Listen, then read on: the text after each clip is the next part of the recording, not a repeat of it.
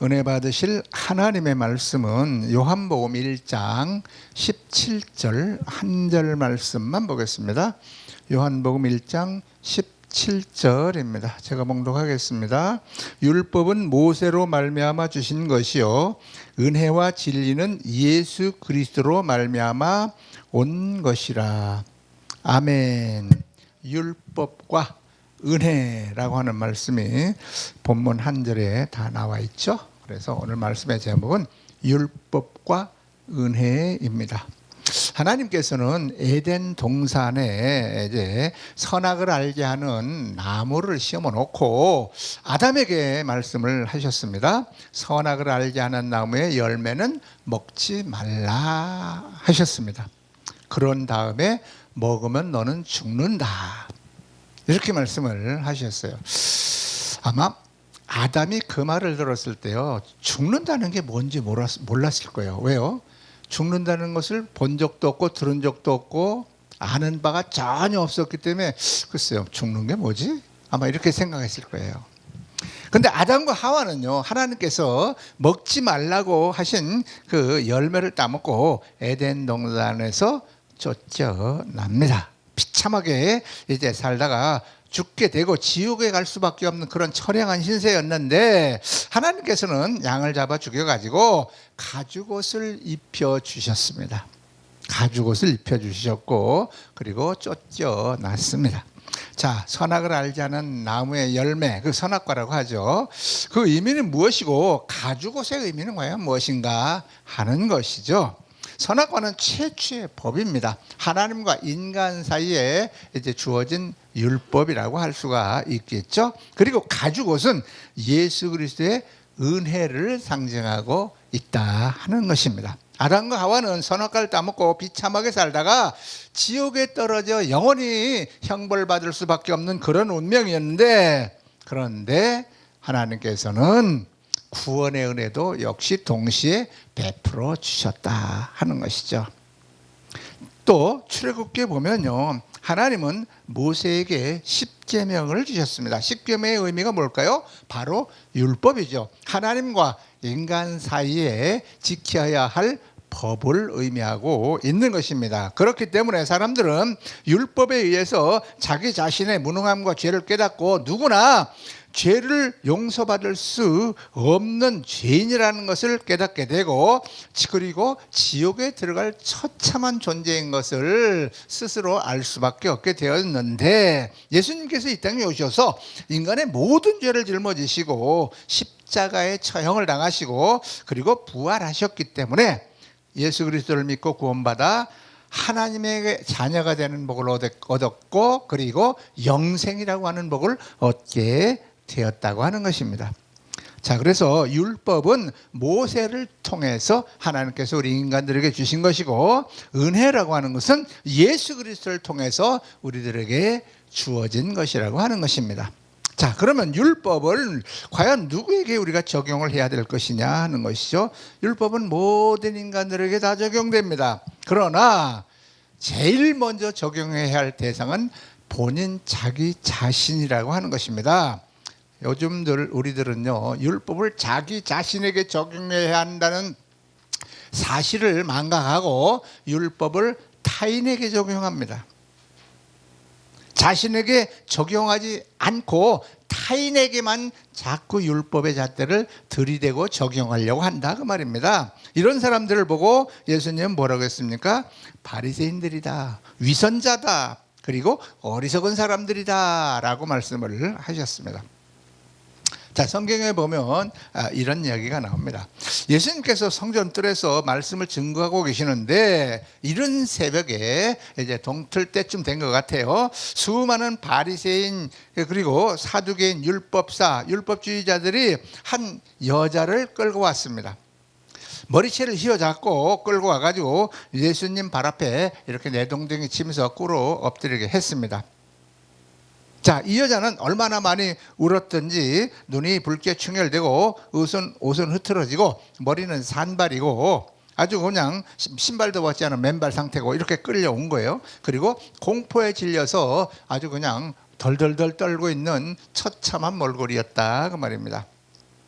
그때 바리새인이나 사두개인이나 율법사들이 손에 돌을 하나씩 쥐고 예수님에게 뭐라고 말했습니까? 주여, 이 여자가 간음하다가 현장에서 잡혔습니다. 모세의 율법에 의하면 이런 여자는 돌로 쳐 죽이라고 했는데 당신은 이 여자를 어떻게 했으면 좋겠습니까? 라고 묻습니다.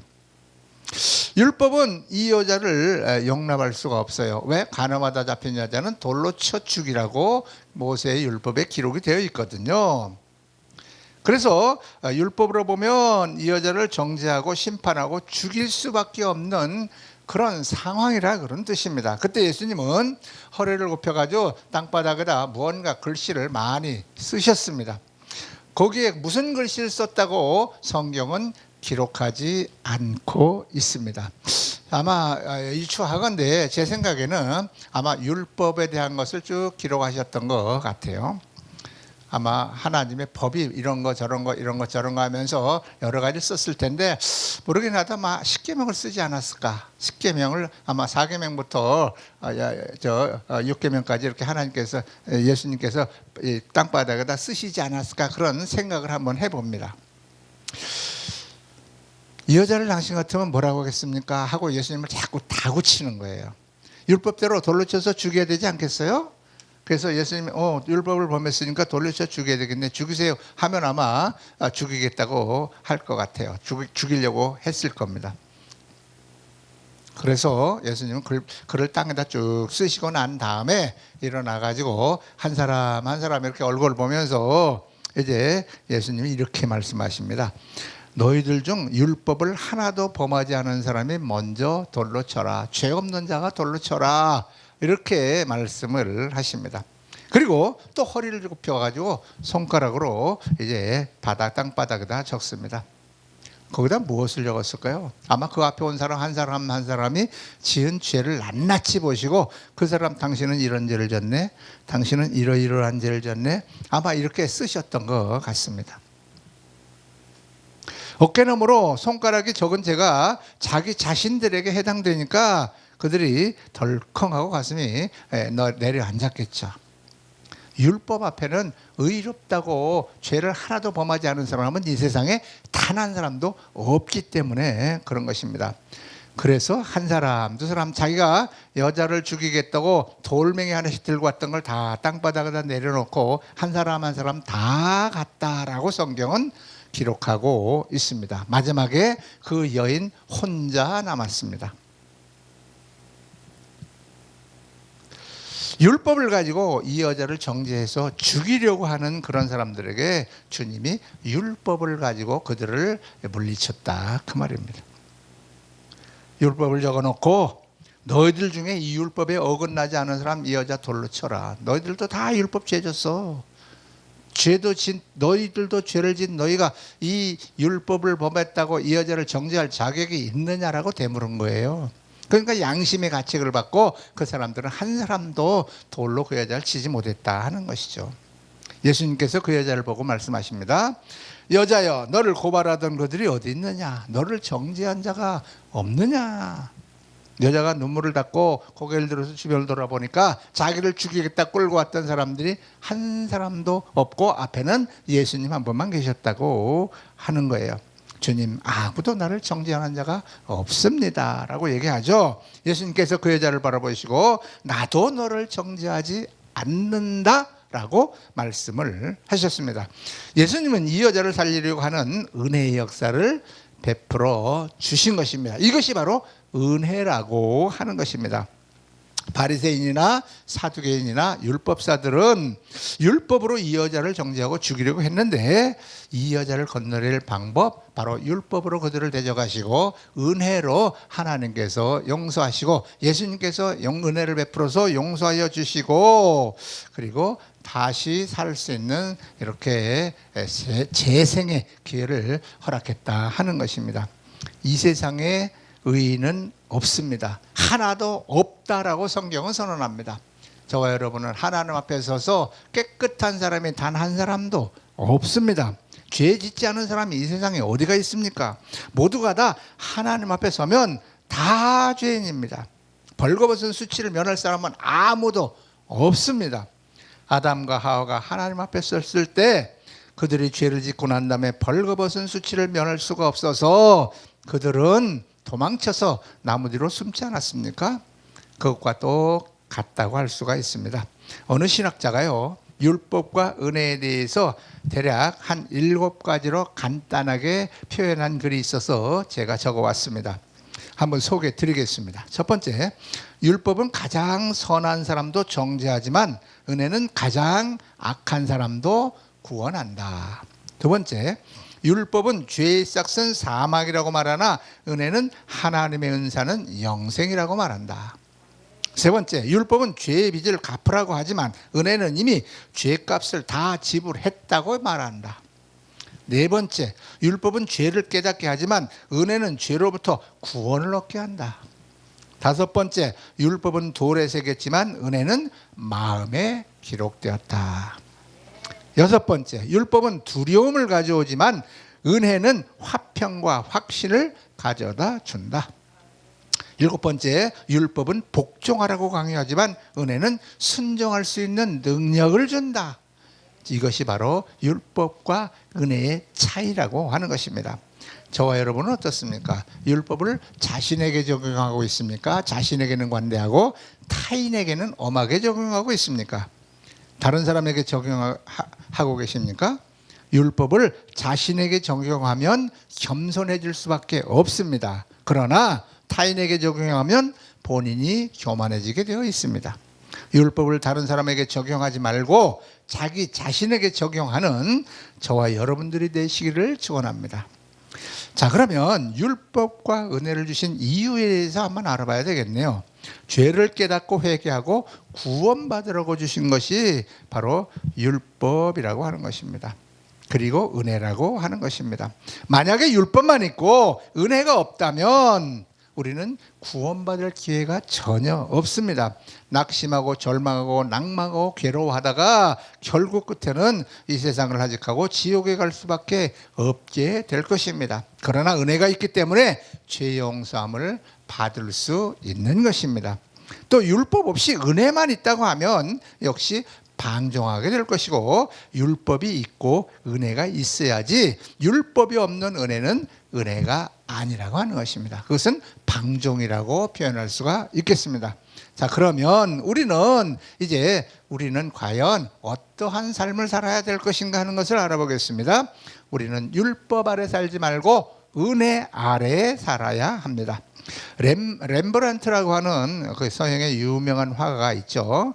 그 탕자의 귀향이라고 하는 그 그림을 한번 이렇게 보면요, 남노한 옷에 아주 다 떨어진 그런 옷에 흉한 몰골을 한 탕자가 엎드려가지고 등을 보인 채 무릎을 꿇고 있습니다. 아버지, 이게 그 탕자의 그 비유에서 나오는 두 번째 아들의 모습이죠. 아버지는 깊은 연민으로 그 아들을 바라보면서 손을 넓게 펴서 아들의 등을 이렇게 어루만지고 있는 모습이고, 바로 옆에는 아버지와 똑같은 붉은색 옷을 입고 수염을 길게 기른 사람이 서 있는데 그 사람이 바로 큰아들입니다. 그런데 이 큰아들은 아버지와 달리 두 손을 마주 잡은 채 허리춤에 올려놓고 있습니다. 시선은 아주 냉정하고 차갑게 탕자가 되어 들어온 동생을 쳐다보고 있습니다. 작가 수잔 헤르치라고 하는 사람이 바로 이 큰아들에게 제2의 탕자라는 별명을 붙여놨습니다. 동생은 제1의 탕자, 큰아들, 아버지 집을 떠나지 않고 아버지 집을 지키고 있던 큰아들은 제2의 탕자라고 별명을 붙여놨는데요, 큰아들을 자기 의에 가득 찬 사람이다 라고 표현했습니다. 큰아들은요, 율법의 눈으로 동생을 바라보았기 때문이라고 하는 것입니다. 아버지의 재산을 창기어덮으로 탕진하고 빈손 들고 돌아온 동생을 용납하기가 어려웠다, 미웠다 그 말입니다. 율법적으로 심판하고 정죄하고 그리고 판단을 했다고 하는 것입니다. 그러나 아버지는 큰아들과 같은 율법의 눈으로 아들을 보지 않았습니다. 아버지는 사랑과 자비의 눈으로 아들을 본 것입니다. 이것이 율법의 눈과 은혜의 눈이 다른 것을 알 수가 있습니다. 우리도 역시 마찬가지죠. 다른 사람을 무조건 율법의 잣대로 비판하고 정죄하고 무시할 것이 아니라 용서하고 사랑하고 불쌍히 여기는 마음을 가져야 하겠습니다. 율법은요, 다른 사람을 정죄하라고 주신 법이 아닙니다. 자기 자신을 비추는 거울입니다. 윤회는 사랑과 용서와 용납입니다. 넓은 아량으로 바다와 같이 모두를 포용하고 받아들이는 여러분들이 되시기를 주 예수 그리스도의 이름으로 축원합니다. 기도드리겠습니다. 아버지 감사드립니다. 오늘은 율법과 은혜에 대한 말씀이었습니다.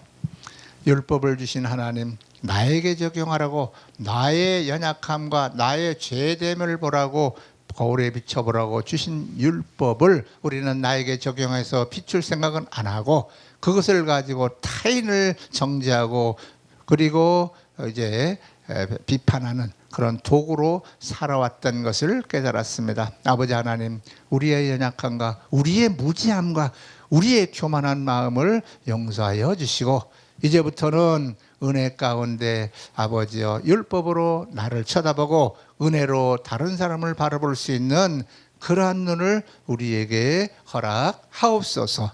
감사드리며 주 예수 그리스도 이름으로 기도드립니다. 아멘. 감사드립니다.